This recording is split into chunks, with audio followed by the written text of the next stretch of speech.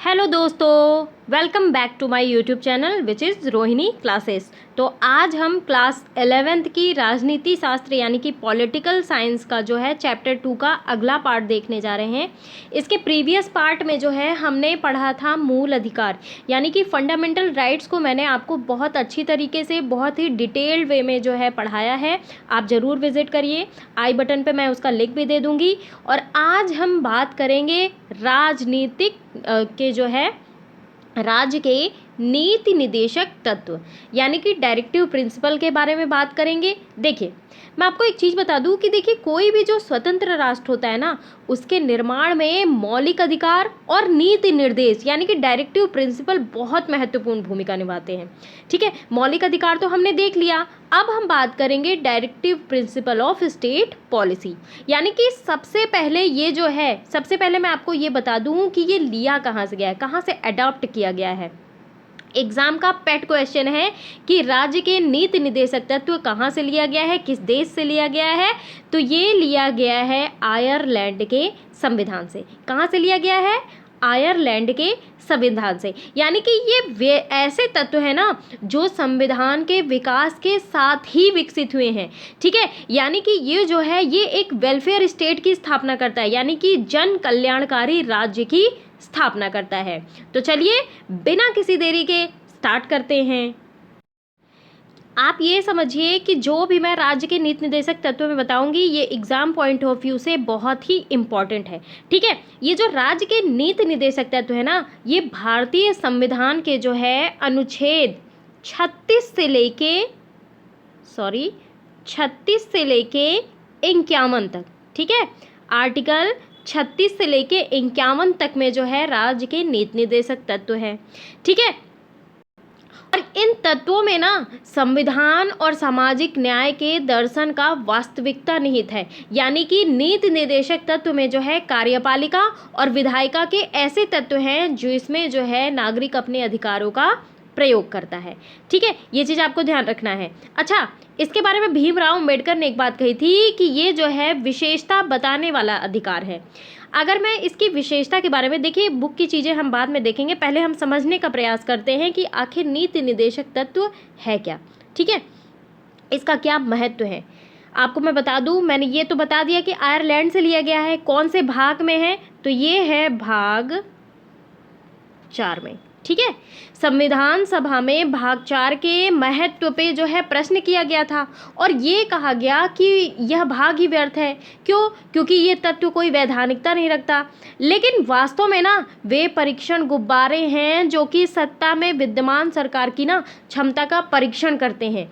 यानी कि कुछ चीज़ें ऐसी होनी चाहिए जिन पे जो है कोई लगाम ना हो। यानी कि कुछ विधियों की संवैधानिकता के परीक्षण नीति जो है निदेशक तत्वों को ध्यान में रखकर किया जा सकेगा।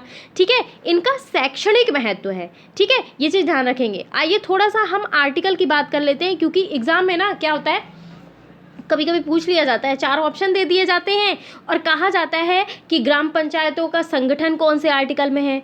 अब भाई आपको पता ही नहीं रहेगा तो आप कैसे लगाओगे। ठीक है, तो मैं आपको थोड़ा सा आर्टिकल बता दूं। देखिए, सबसे पहले बात करेंगे आर्टिकल 36। आप कॉपी पेन लेके बैठिए और नोट डाउन करते रहिए, या फिर इस वीडियो को 2 से 3 बार देखेंगे ना तो आपको आर्टिकल याद हो जाएगा। तो सबसे पहले बात करते हैं आर्टिकल 36 की। इसमें जो है राज्य की परिभाषा का वर्णन किया गया है, जिस प्रकार आर्टिकल 12 में किया गया है। अब आती है बात आर्टिकल 37 की, 37।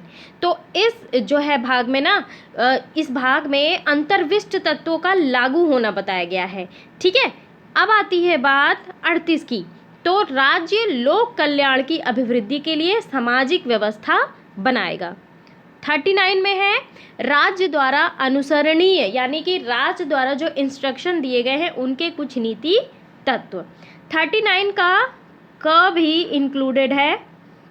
इसमें जो है समान न्याय और निःशुल्क विधि सहायता, यानी कि जब हमें न्याय की आवश्यकता होगी तो हम जो है निःशुल्क विधि सहायता का हमारा डायरेक्टिव प्रिंसिपल का अधिकार है।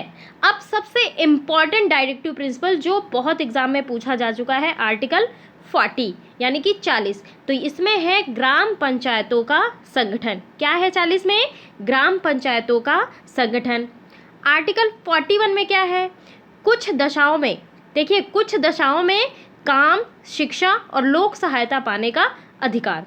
देखिए पहले क्या था कि राज्य की नीति निर्देशक तत्व में जो है शिक्षा का अधिकार था, लेकिन जब जो है आर्टिकल 21 के ए में मूल अधिकार में अब जो है शिक्षा के अधिकार को शामिल कर लिया गया था। ये मैं आपको बता चुकी हूँ बहुत अच्छे तरीके से जब मैंने मूल अधिकार आपको पढ़ाया है। ठीक है, अब बात करते हैं आर्टिकल 42 की। 42 में क्या है, काम की न्याय संगत और मानवोचित दशाओं का और प्रसूति यानी कि प्रेग्नेंट लेडी के समय जब बच्चा पैदा होने वाला था तो उस समय सहायता का उपबंध। ठीक है, आर्टिकल 43 में क्या है, कर्मकारों के लिए निर्वाह मजदूरी। ठीक है, आर्टिकल, अभी मैं सारी चीज़ें डिटेल में आपको बताऊंगी, परेशान होने की कोई ज़रूरत नहीं है। ठीक है, फिर आता है 43 का क। 43 के क में है उद्योगों के प्रबंध में कर्मकारों का भाग लेना। फिर है 44 में क्या है, नागरिकों के लिए एक समान नागरिक संहिता। ठीक है, सभी के लिए समान रूप होगी, चाहे वो अमीर हो, गरीब हो, चाहे जो हो, चाहे एवरेज हो। ठीक है, आगे बढ़ते हैं। आर्टिकल 45 में है बालकों के लिए निःशुल्क, इसी की बात कर रही हूँ मैं, बालकों के लिए निःशुल्क और अनिवार्य शिक्षा का उपबंध। और इसी में जो है इसी अधिकार को और ज़्यादा मॉडिफाई करके किस में डाल दिया गया है, 6 से 14 वर्ष के बच्चों के लिए निःशुल्क free and compulsory education. Article 21 के क में जो कि मूल अधिकार है। ठीक है, और 45 में देखिए दिया हुआ है कि बालकों के लिए निःशुल्क और अनिवार्य शिक्षा का उपबंध, ये इसमें भी इंक्लूडेड है। ठीक है, आर्टिकल 46 में आता है अनुसूचित जाति, जनजाति और अन्य दुर्बल वर्गों के जो है लोगों के लिए शिक्षा और अर्थ संबंधी हितों की अभिवृद्धि। 47 में है पोषाहार स्तर और जीवन स्तर को ऊंचा करने और लोक स्वास्थ्य को सुधार करने का राज्य का कर्तव्य। 48 भी बहुत इंपॉर्टेंट है एग्जाम पॉइंट ऑफ व्यू से, कृषि और पशुपालन का संगठन। ठीक है, 48 भी इंपॉर्टेंट है और 48 का क भी इंपॉर्टेंट है। इसमें है पर्यावरण का संरक्षण और संवर्धन और वन और वन्य जीवों की रक्षा। ठीक है, 49 में क्या है, 49 में है राष्ट्रीय महत्व के संस्मारकों, स्थानों, वस्तुओं का संरक्षण देना। आर्टिकल 50 में क्या है, 50 में है कार्यपालिका से न्यायपालिका का पृथक्करण, यानी कि इन दोनों के कार्य में एक दूसरे पे जो है बाउंडेशन नहीं लगा सकते।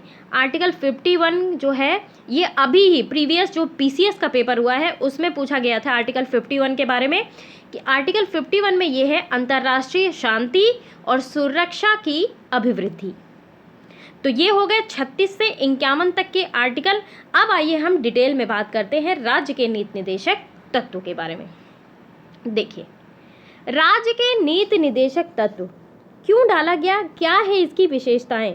देखिए, राज्य की जो नीति निर्देशक तत्व है ना, ये इससे जो ये है कि ये स्पष्ट होता है कि नीतियों और कानूनों को प्रभावी बनाते समय राज्य जो है इन तत्वों को क्या रखेगा, इनका ख्याल रखेगा, इनका ध्यान रखेगा। ये सारी चीज़ें जो है आर्टिकल में दी हुई हैं।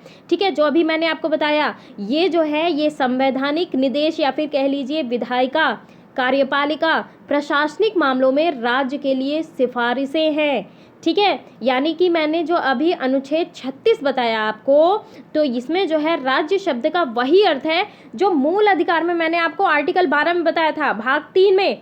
ठीक है, और इसलिए ना ये केंद्र और राज्य सरकारों के विधायिका और कार्यपालिका अंगों और सभी स्थानीय प्राधिकरणों, लोक प्राधिकरणों को जो है ये सम्मिलित करता है। इतनी चीज़ें ध्यान रहेंगी। अब अगली चीज़ मैं आपको ये बताने वाली हूँ कि ये जो नीति निर्देशक तत्व है ना, ये जो है भारत शासन अधिनियम 1935 में जो है इसका उल्लेख है। यानी कि अगर सीधे शब्दों में मैं अगर बताऊं डॉक्टर भीमराव अंबेडकर के शब्दों में, तो जो भारत शासन अधिनियम 1935 के अंतर्गत ब्रिटिश सरकार द्वारा गवर्नर जनरल और भारत की औपनिवेशिक कॉलोनियों के गवर्नरों को जारी किए जाते थे, उसे कहा जाता है नीति निर्देशक तत्व, यानी कि इसमें जो है लोक कल्याणकारी राज्य, लोक यानी कि जनता, कल्याणकारी यानी कि जनता के कल्याण के लिए राज्य का निर्माण है, ना कि पुलिस राज्य, ठीक है, जो कि उपनिवेश काल में था। चेंजेस हैं इसमें गाइस, ये आपको ध्यान रखना है, ठीक है। तो ये जो नीति निर्देशक तत्व है ना, इसका जो नेचर है, इसकी जो प्रकृति है, गैर न्यायोचित है, यानी कि अगर आप इसका हनन करते हैं ना, तो ये जो है न्यायालय द्वारा लागू नहीं कराया जा सकता। यानी कि अब समझ में आपको कि ये जो डायरेक्टिव प्रिंसिपल है, आप किसी के ऊपर जबरदस्ती थोप नहीं सकते, ठीक है, ये चीज़ आपको ध्यान रखना है। तो देखिए, संविधान निर्माताओं को ये पता था कि स्वतंत्र भारत को बहुत सारी चुनौतियों का सामना करना पड़ेगा, और करना पड़ा भी, और इसमें सभी नागरिकों के समानता लाना, सबका कल्याण करना सबसे बड़ी चुनौती थी, ठीक है, उस समय फ्रीडम फाइटर्स के लिए। और उन लोगों ने भी ये सोचा था ना कि इन समस्याओं को हल करने के लिए कुछ नीति निर्देश जरूरी है, लेकिन इसके साथ ही वे इन नीतियों को ना भावी सरकारों के लिए बाध्यकारी भी नहीं बनाना चाहते थे। भाई दिमागदार तो थे, मानना पड़ेगा। अपना संविधान जो है बहुत ट्रिमेंडसली जो है, बहुत अच्छी तरीके से सबको ध्यान में रखते हुए लिखा गया है ना। संविधान में कुछ निर्देश तत्वों का समावेश तो किया गया, लेकिन उन्हें न्यायालय के माध्यम से लागू करवाने की व्यवस्था नहीं थी, ठीक है। और इसका अर्थ क्या हुआ? इसका अर्थ ये हुआ कि यदि सरकार किसी निर्देश को लागू नहीं करती, तो हम न्यायालय में जाकर ये मांग नहीं कर सकते कि उसे लागू कराने के लिए न्यायालय जो है सरकार को आदेश दे, ठीक है। और इसीलिए कहा जाता है नीति निर्देशक तत्व जो है वाद योग्य नहीं है। यानी कि अर्थ से ही स्पष्ट हो रहा है कि संविधान का एक हिस्सा है ये ऐसा कि न्यायपालिका द्वारा इसे लागू नहीं कराया जा सकता। और संविधान निर्माताओं का ना ये मानना था कि इन नीति निर्देशक तत्वों के पीछे जो नैतिक शक्ति है, जो मोरल पावर है, वह सरकार को बाध्य करेगी। यानी कि सरकार जो है नीति निर्देशक तत्वों को गंभीरता से ले। इसके अलावा वे ऐसा भी समझते थे ना कि जनता उन्हें लागू करने की जिम्मेदारी जो है भावी सरकार पर डालेगी। यानी कि टोटली कहने का मतलब ये है कि संविधान में ऐसी नीतियां की एक जो है सूची रखी जाए, जो कि मैंने अभी आर्टिकल के थ्रू आपको बताया है कि निर्देशों की उस सूची को राज्य के नीति निर्देशक तत्व जो है वो कहते हैं। अब जो है स्पेसिफिकली ये कहा जा रहा है कि नीति निर्देशक तत्व क्या है, इसकी 3 प्रमुख बातों को हमें ध्यान देना होगा। सबसे पहली बात है वे लक्ष्य और उद्देश्य जो एक समाज के रूप में हमें स्वीकार करने चाहिए। यानी कि जो भी मैंने अभी आर्टिकल बताया, जैसे कि पर्यावरण संरक्षण का चाहे अधिकार हो, ठीक है, कृषि और पशुपालन को आधुनिक और वैज्ञानिक प्रणालियों से करना, या फिर बालकों को जो है शिक्षा का अधिकार देना हो, ठीक है, या फिर जो है विधिक निःशुल्क सहायता देनी हो, या लोक सेवाओं में जो है न्यायपालिका और कार्यपालिका को पृथक करना हो, तो ये क्या है, एक समाज के रूप में हमें इन सारी चीज़ों को ना स्वीकार करनी चाहिए, ठीक है। ये चीज़ आपको ध्यान रखना है। दूसरी चीज़ क्या ध्यान में रखनी है, वे अधिकार जो नागरिकों को मौलिक अधिकारों के अलावा मिलते हैं। भाई हमारे मौलिक अधिकार तो जो 6 है वो अलग है ना, उसके अलावा जो मिल रहे हैं, ठीक है, वो क्या है, राज्य के नीति निर्देशक तत्व हैं। तीसरी चीज, वे नीतियां जिन्हें सरकार को स्वीकार करना चाहिए। बॉन्डेशन तो नहीं है, लेकिन ऐसा कहा गया है कि ऐसी नीतियां जिसे सरकार को स्वीकार करना चाहिए, उसे इम्प्लीमेंट करना चाहिए। क्यों? एक लोक कल्याणकारी राज्य की स्थापना के लिए, ठीक है। यानी कि नीति निर्देशक तत्वों को देखने से आपको संविधान निर्माताओं की ना भारत की कल्पना का आभास होगा कि हमारा जो आने वाला भारत हो वो कैसा हो, हर क्षेत्र में आगे हो, चाहे बालकों की पढ़ाई को लेके हो, चाहे कृषि को लेके हो, चाहे पशुपालन को लेके हो, चाहे पर्यावरण को लेके हो, चाहे लोक सेवाओं को लेकर हो, चाहे अंतर्राष्ट्रीय शांति के लिए हो, चाहे राष्ट्रीय महत्व के लिए हो, ठीक है। ये सारी चीज़ों को ध्यान में रखते हुए एक भारत की कल्पना की थी उन लोगों ने, और इसी कल्पना को इन्होंने स्वरूप दिया है डायरेक्टिव प्रिंसिपल के रूप में। देखिए, समय समय पर टाइम टू टाइम जो है सरकार ने कुछ नीति निर्देशक तत्वों को लागू करने का प्रयास किया।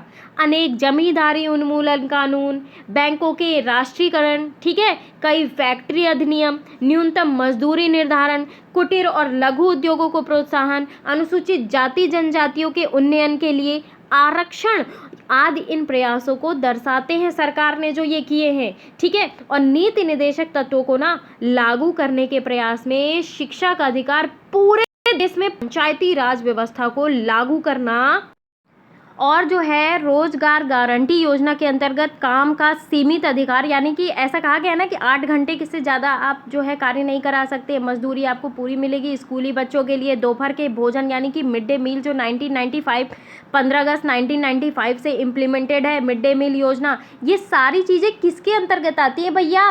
राज्य के नीति निर्देशक तत्व के अंतर्गत आती हैं, यानी कि इसमें जो है लोक कल्याणकारी राज्य की स्थापना की गई है, ठीक है। अभी तक मैंने आपको जो जो चीज़ें बताई वो आपको ध्यान में रखना है। ये जो है भाग 4 में है, आर्टिकल कितने से कितना, 36 से 51, जितना भी मैंने सीक्वेंस बताया है सब चीज़ आप ध्यान रखेंगे, ठीक है। आर्टिकल पूछ लेता है एग्जाम में, मैं आपको बताई ना कि प्रीवियस जो पीसीएस का पेपर हुआ था उसमें आर्टिकल 51 पूछ लिया गया था, ठीक है। तो आर्टिकल पूछे ही जाते हैं। मूल अधिकार और ये राज्य का नीति निर्देशक तत्व बहुत ही इंपॉर्टेंट है, इनके सारे आर्टिकल आप याद कर लो, 1 से 2 बार वीडियो देखोगे पढ़ोगे ना तो आपको ऑटोमेटिकली याद हो जाएगा, ठीक है। अब बात करते हैं, द इम्पॉर्टेंट थिंग इज कि अब हम बात करेंगे मौलिक कर्तव्य।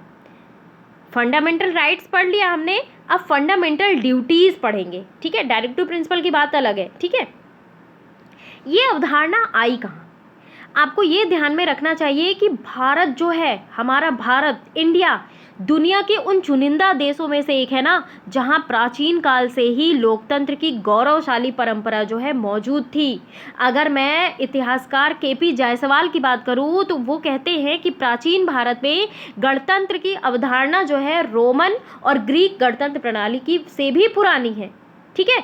और प्राचीन काल से ही ना भारत में कर्तव्यों के निर्वहन की परंपरा रही है और व्यक्ति को कर्तव्यों पर जो है जोर दिया जाता था, कर्म पे जोर दिया जाता था। देखिए भगवत गीता और रामायण में जो है लोगों के कर्तव्य का पालन करने के लिए भी प्रेरित किया गया है। गीता में भी कहा गया है कि भगवान श्री कृष्ण ने कहा है कि कर्म करता जा, फल की इच्छा मत कर, यानी कि कर्म पे ही जोर दिया गया है। और अगर आधुनिक भारत की मैं बात करूं, गांधी जी का भी ये विचार था कि हमारे अधिकारों का सही स्रोत हमारे कर्तव्य होते हैं और यदि हम अपने कर्तव्यों का सही ढंग से निर्वाह करेंगे तो हमें जो है अधिकार मांगने की आवश्यकता नहीं होगी। और इसी प्रकार वो अपने अहिंसा के बल पे, सत्याग्रह के बल पे जो है सफल भी हुए, ठीक है। अब हम अवधारणा समझेंगे भारतीय संविधान और मौलिक कर्तव्य की। देखिए भारतीय संविधान की एक सबसे प्रमुख विशेषता ये है ना कि नागरिकों के अधिकारों और कर्तव्यों को ये क्या करता है, बैलेंस करता है, यानी कि संतुलित करता है, ठीक है। अब आपको ये विदित है कि भारतीय संविधान में इसे इंक्लूड किया गया था 42वें संविधान संशोधन। मैं आपको बता दूं ये बहुत एग्जाम में पॉइंट ऑफ व्यू से बहुत इंपॉर्टेंट है। 42वें संविधान संशोधन 1976 के माध्यम से इसे भाग 4 के क में, किसमें, भाग 4 के क में समावेशन किया गया है। इससे पहले जो मूल संविधान में मूल अधिकारों की अवधारणा को तो रखा गया था लेकिन मौलिक कर्तव्यों को शामिल नहीं किया गया था। और आज देखिए आप, आज इसे आर्टिकल में जगह दी गई है, ठीक है। अनुच्छेद 51 के क के तहत 11 मौलिक कर्तव्य हैं, 11 फंडामेंटल ड्यूटीज हैं गाइस, ये आपको ध्यान रखना है, जिसमें से 10 को 42वें संविधान संशोधन के माध्यम से जोड़ा गया था। ध्यान रखेंगे 4 के क में जो है 11 मौलिक कर्तव्य हैं जिसमें से 10 को 42वें संविधान संशोधन में जो है जोड़ा गया और 11वां जो है 11वां मौलिक कर्तव्य वर्ष 2002 में 86वें संविधान संशोधन में जोड़ा गया। ये आप ध्यान रखना है। अब भाई हमने जैसे राज्य के नीति निर्देशक तत्व को देखा था कि आयरलैंड से लिया गया है, तो भाई ये भी कहीं ना कहीं से अडॉप्ट किया होगा। कहाँ से अडॉप्ट किया गया है? ये किया गया है सोवियत रूस यानी कि USSR, ठीक है। ये चीज़ आपको ध्यान रखना है। अब देखिए, अब बात कर लेते हैं थोड़ा सा मौलिक कर्तव्यों की। पहला मौलिक कर्तव्य, पहला ये है कि संविधान का पालन करना, उसके आदर्शों, संस्थाओं, राष्ट्रध्वज और राष्ट्रगान का आदर करना। दूसरा हमारा ड्यूटी है स्वतंत्रता के लिए हमारे राष्ट्रीय संघर्ष को प्रेरित करने वाले महान आदर्शों का पालन करना। तीसरा फंडामेंटल ड्यूटीज है भारत की संप्रभुता, एकता और अखंडता को बनाए रखना और उसकी क्या करना, रक्षा करना। चौथी ड्यूटी है हमारी देश की रक्षा करना और आह्वान किए यानी कि जब भी जरूरत हो देश को हमारी देश के बुलाने पर राष्ट्र की सेवा करना। पांचवा क्या है, भारत के लोगों में समरसता, समान भ्रातृत्व यानी कि भाईचारे की भावना का निर्माण करना, जो धर्म, भाषा, प्रदेश या वर्ग पर आधारित सभी प्रकार के भेदभाव से परे हो, ऊपर हो। साथ ही ऐसी प्रथाओं को त्याग करना जो स्त्रियों के सम्मान के विरुद्ध है। ठीक है। छठा मौलिक कर्तव्य क्या है, हमारी सभी संस्कृति की समृद्ध विरासत को महत्व देना और संरक्षित करना। सातवां मौलिक कर्तव्य ये है वनों, झीलों, नदियों और वन्य जीवन सहित प्राकृतिक पर्यावरण की रक्षा और सुधार करना और प्राणी मात्र के लिए दया भाव रखना। आठवां मौलिक कर्तव्य है हमारा मानवतावाद, वैज्ञानिक दृष्टिकोण और ज्ञानार्जन एवं सुधार की भावना का विकास करना। नौवां मौलिक कर्तव्य है सार्वजनिक संपत्ति की सुरक्षा करना, जैसे ये रोड लाइट हो गई, रोड वगैरह हो गए, तो इन संपत्तियों की सुरक्षा करना किसका कर्तव्य है, हमारा कर्तव्य है। हिंसा से दूर रहना। बात आती है अब 10वीं ड्यूटी की, तो ये है व्यक्तिगत और सामूहिक गतिविधि के सभी क्षेत्रों में उत्कृष्टता के लिए प्रयास करना, ताकि राष्ट्र लगातार उच्च स्तर की जो है उपलब्धि हासिल करे। अब जो है 11वां, जिसे 86वें संविधान संशोधन के तहत जोड़ा गया है, 6 से 14 वर्ष तक की आयु के बच्चे को शिक्षा के अवसर उपलब्ध कराना, और इसे जोड़ा गया है 86वें संविधान संशोधन के तहत। इतनी चीजें आपको ध्यान रखेंगी। देखिए ये चीज़ तो हो गई। अब नागरिकों के रूप में हमें जो है ना अपने संविधान का पालन करना चाहिए, जो कि मैंने अभी आपको बताया 11। परंतु ध्यान देने की बात यह है कि संविधान जो है ना मौलिक कर्तव्यों के अनुपालन के आधार पर या उसकी शर्त पर हमें मौलिक अधिकार नहीं देता। अब इस दृष्टि से संविधान में मौलिक कर्तव्यों का समावेश से हमारे मौलिक अधिकारों पर कोई इम्पैक्ट जो है यानी कि प्रतिकूल प्रभाव, नेगेटिव इम्पैक्ट नहीं पड़ता।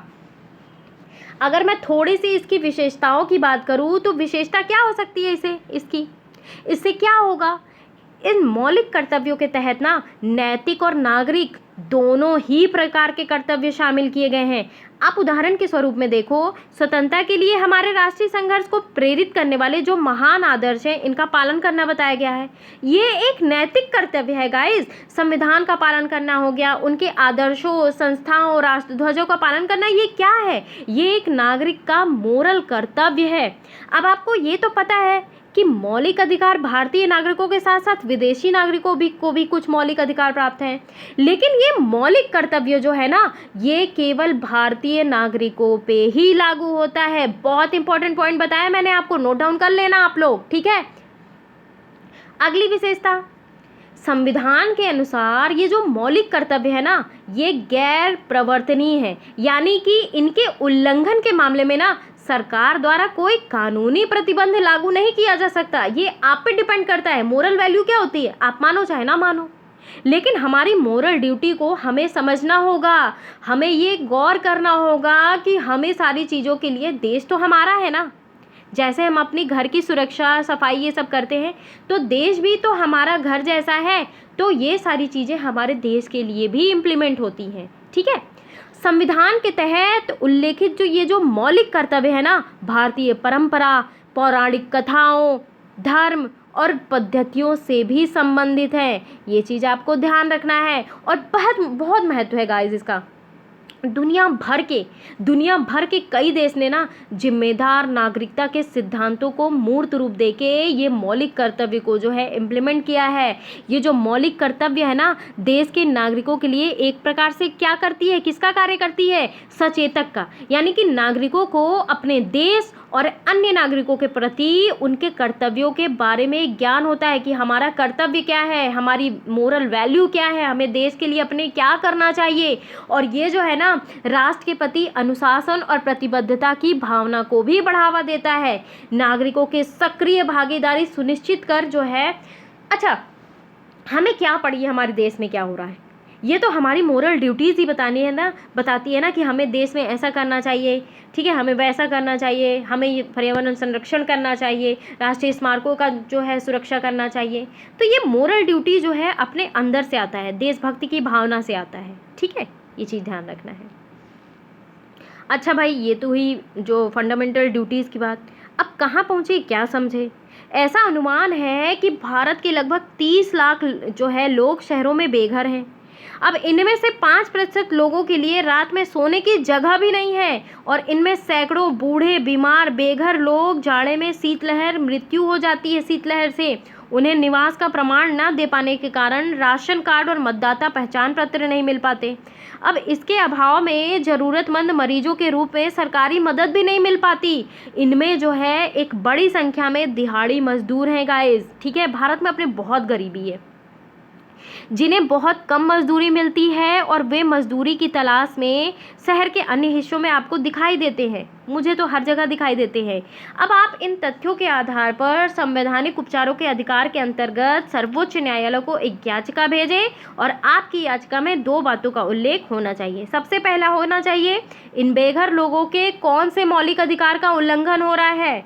दूसरा, देखिए, सभी को निवास का अधिकार होना चाहिए, क्योंकि उसे जीवन जीने का अधिकार है। आर्टिकल 21 का उल्लंघन हो रहा है। आप सर्वोच्च न्यायालय से किस प्रकार आदेश देने की प्रार्थना करेंगे? जाहिर सी बात है, हम ये कहेंगे कि सभी को कम से कम जो है रहने के लिए आवास, रोटी, कपड़ा, मकान, तो भैया हमारे जीवन जीने का अधिकार है ना। हमारे जब जीवन जीने के अधिकार ही वंचित हो जाएगा तो हमारा मौलिक अधिकार का मतलब क्या? तो सर्वोच्च न्यायालय को इसीलिए मौलिक अधिकारों का संरक्षक कहा गया है। तो हम जो है सर्वोच्च न्यायालय से रोटी, कपड़ा जो है की मांग जो है हम करेंगे, प्रार्थना करेंगे। तो गाइस, वीडियो बहुत ज़्यादा लंबा हो रहा है, तो आज के लिए बस इतना ही। इसके बाद जो है अगले पार्ट में मैं इस चैप्टर को ही ख़त्म कर दूंगी। हम जो है अगले पार्ट में हमारा रिवीजन भी हो जाएगा, नीति निर्देशक तत्व और मौलिक अधिकारों के, इनके बीच में जो है हम संबंध भी देख लेंगे, और इस चैप्टर के क्वेश्चन लगा के हम इस चैप्टर को ख़त्म कर देंगे। तो गाइस, कैसा लगा ये वीडियो आप ज़रूर मुझे कमेंट बॉक्स में बताएं। आप लोग शेयर नहीं कर रहे हो, मुझे पता है। शेयर करो गाइस, लाइक करो, सब्सक्राइब करो, लो दोस्तों में जो है शेयर भी करो, ठीक है। और अगर कुछ ना समझ में आए तो आप कमेंट में ज़रूर मेंशन करिए, मैं आपको ज़रूर उसका सॉल्यूशन बताऊंगी। तो कमेंट बॉक्स आपके लिए कमेंट से पूरा भर दो ना, कि आपको ये नहीं समझ में आ रहा है, वो नहीं समझ में आ रहा है। आप जब पढ़ोगे तब ये चीज़ें पता चलेंगी। तो पढ़िए, एनसीईआरटी मतलब पूरा ये है गागर में सागर भरने जैसा, ठीक है। आप जितनी बार एनसीईआरटी पढ़ते जाओगे ना, नए नए फैक्ट निकलते जाएंगे, नए नए फैक्ट निकलते जाएंगे। सब कुछ एनसीईआरटी में ही है। एनसीईआरटी जिसने पढ़ लिया उसने एग्ज़ाम क्रैक कर लिया। तो पढ़िए आप, ठीक है। 2 से 3 बार वीडियोस देखिए, बुक रीड करिए, ठीक है। जो चीज़ ना समझ में आए कमेंट बॉक्स में मेंशन करिए। तो चलिए, आज मैं अपनी वाणी को यहीं पे विराम देती हूँ। नेक्स्ट वीडियो जो है आएगा ज़रूर। आप बेल आइकन प्रेस करोगे तो आपको दिखेगा भी, ठीक है। तो मिलते हैं। आज के लिए थैंक यू वेरी मच।